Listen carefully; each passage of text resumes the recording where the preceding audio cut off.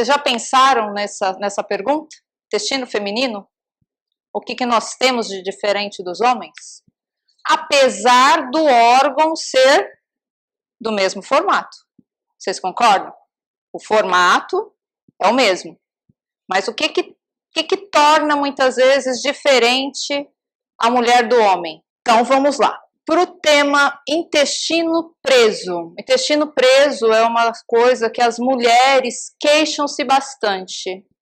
O intestino preso, das queixas, tanto em consultórios de gastro, ou até mesmo nas UBSs, né, nas unidades básicas de saúde, e isso leva as pessoas até mesmo em pronto atendimento. Porque o intestino preso é uma das causas de dor abdominal. E quando a pessoa está com dor abdominal, o que ela pensa? Eu posso estar com uma doença grave, exemplo, uma apendicite, né, que é com uma inflamação no pedacinho do intestino chamado apêndice. Então, o intestino preso é uma das queixas de dor mais comum nas mulheres. E a maioria das mulheres se identificam, né, porque muitas vezes vai ter fases da vida da mulher que quase todas elas vão ter intestino preso, tá? É uma queixa de cerca de 30 milhões de brasileiros, né? Nós somos, o último censo era 170 milhões, 180 milhões. Então, é uma coisa considerável aí, né? Uma coisa de 20% da população ter a queixa de intestino preso. Olha lá, nós mulheres, dessa porcentagem, 75%, 3/4 correspondem às mulheres. Vocês já vão entender por quê. Quais são as principais causas do intestino preso? Principalmente cultural. Por que cultural? Porque nós, mulheres, temos vergonha de usar o banheiro que não seja o nosso. E o que acontece quando a gente inibe a nossa vontade de usar o banheiro, de evacuar? Então, não utiliza nenhum tipo de banheiro. Qualquer, entre aspas, ali é assim. É como se nós tivéssemos o nosso banheiro, fosse o nosso território, né? O nosso trono. Causando com isso a síndrome da obstrução de saída. O que acontece? Se a gente não evacuar, quando o nosso intestino estiver mandando, as fezes que vão ficar ali naquela região para sair, o intestino começa a absorver o líquido que estão naquelas fezes. E o que vai acontecer?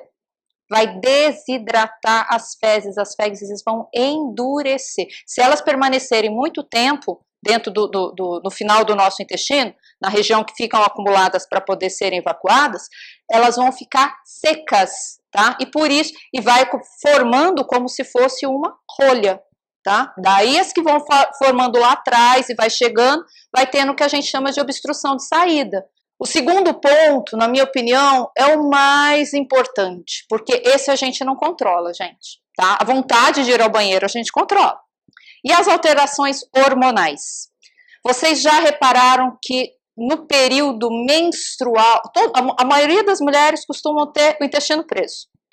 Já se perguntaram assim, engraçado, no meu período de menstruação, o meu intestino funciona bonitinho, todo dia, né? E muitas vezes as pessoas não fazem essa relação, mas é porque tem um hormônio feminino dessa fase, do final do ciclo, que vai começar depois um ciclo novo, que é a menstruação, ele relaxa a musculatura do intestino. Então, seu intestino fica super relaxado, ele não fica tenso. Por isso, você evacua mais e melhor, tá? Os homens têm os órgãos sexuais para fora do corpo. Agora, dentro do nosso corpo, daí que nós vamos falar a respeito da gravidez, tá, Amanda? A gente tem o útero, que não é um órgão grande, mas, porém, ele ocupa um espaço na cavidade. E também tem as trompas ovários, que são pequenos. Mas o que acontece muitas vezes na gravidez? O útero vai crescendo junto com o embrião, junto com o feto, e onde que ele ocupa no final da gravidez, no 8º, no 7º mês, o útero está aqui em cima. Então, você vai ver a barriga da mulher, é o útero que ocupou quase toda a cavidade. E o intestino, como é que fica aí na história? Ele é empurrado para trás. Mas e a ansiedade? O que acontece com a pessoa ansiosa? Muitas vezes a pessoa ansiosa, ela não foca naquilo que ela está comendo. Ela vai começar a comer, ela está pensando em outra coisa. Ela não consegue concentrar na hora que está comendo. Então, ela senta para comer um prato de comida, primeiro que ela nem percebe o tanto que ela deveria mastigar com calma. Então, ela começa a comer muito rápido. Muitas vezes a pessoa não gosta de comer sozinha e está comendo em família ou está comendo com alguns amigos e conversa muito à mesa. E falar e comer ao mesmo tempo, tá? É uma coisa que a gente deveria pensar nisso, toda vez que a gente vai comer. Por quê? Toda vez que você engole o alimento, você está engolindo um pouquinho de ar junto, concorda?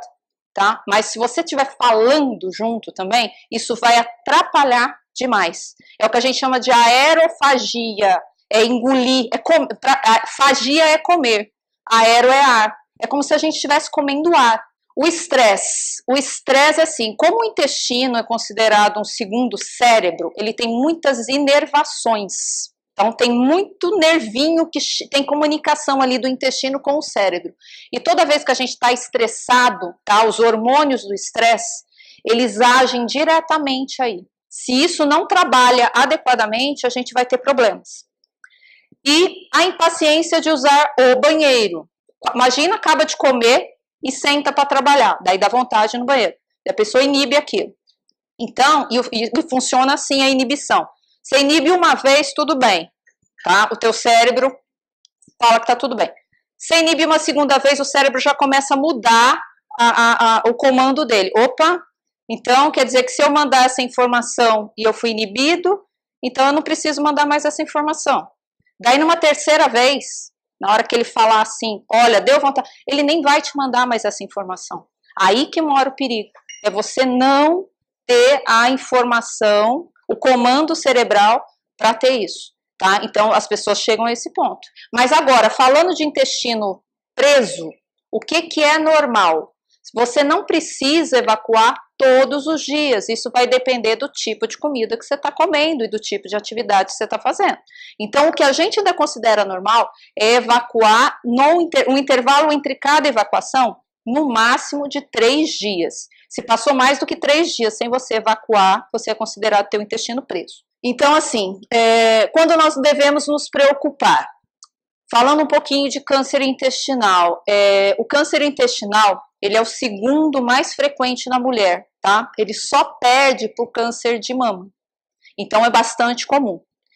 E a gente tem que se preocupar com câncer de intestino praticamente desde a infância. Tá? Então, aquelas crianças que a gente chama assim das crianças farinha, né? Que hoje em dia a criança é só bolacha, é só doce, a criança não está comendo legumes, verduras, então a gente já vê muita criança com problema de intestino. Então, a gente já está pensando lá na frente, 40 anos depois, 50 anos depois. O câncer, ele é mais incidente após aos 40 anos, 50 anos, tá? E se a gente tiver um parente próximo, na primeira linhagem ali, primeira linhagem a gente chama, né, o pai, o avô ou os irmãos, tá? Então, a primeira linhagem. Isso é mais, a gente tem que começar a se preocupar até um pouco mais cedo.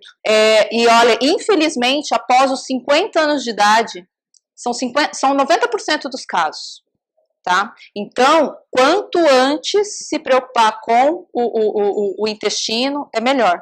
Sinais de alarme é assim, uma evacuação com sangue. É claro que muitas vezes a pessoa evacua com sangue e ela vai perceber que saiu um pelotinho ali para fora do ânus, que é o que a gente chama de uma doença chamada hemorroida, tá? Que é bastante comum também em quem tem intestino preso. E a hemorroida, como é um vaso, né? Então tem sangue dentro da hemorroida, por isso que ela sangra. Mas acontece que o sangramento também pode ser sinal de um tumor, por isso é importante procurar um médico.